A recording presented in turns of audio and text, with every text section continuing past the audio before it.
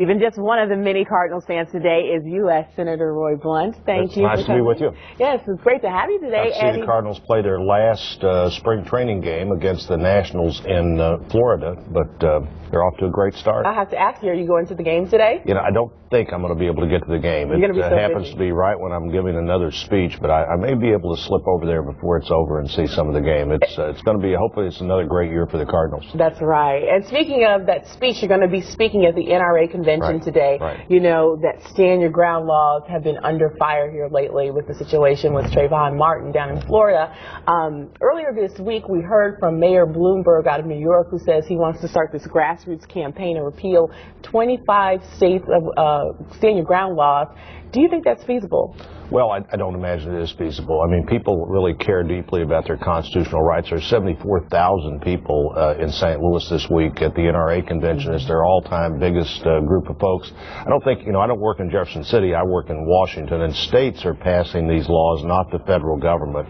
But I think it's going to be pretty hard to convince states that Mayor Bloomberg knows more about their state than they do. We have something in Missouri, I think it's called the Castle Doctrine, which, frankly, I'm a little more comfortable with. This idea, if you're in your house and somebody's in your house, you have every right to defend yourself and assume that something bad is going to happen if you don't. Those people don't come in your house for no reason at all, as a rule. But we'll see what happens on these laws around the country. This certainly, I think, is going to be a topic that people will now talk about when this comes up. How can these laws be applied?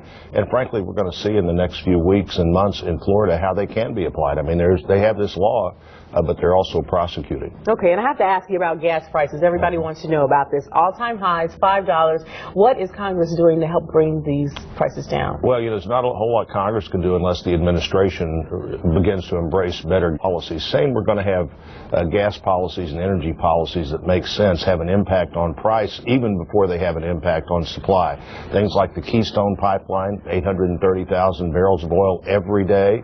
The Canadians want to sell it to us. We should want to buy it, because we're buying it from people who don't like us as well as the Canadians do. And by the way, I just finished this week. I was in the last of the 115 counties that I hadn't been in since I was elected to the Senate. So in the last 3 years, I've been in every county in Missouri twice. And there's no topic out there right now bigger than watching that gas pump put other things your family would want to do out of reach for your family. Well, thank you so much, Senator Blunt, for joining us. We really appreciate your time. We'll be right back, coming up after the break.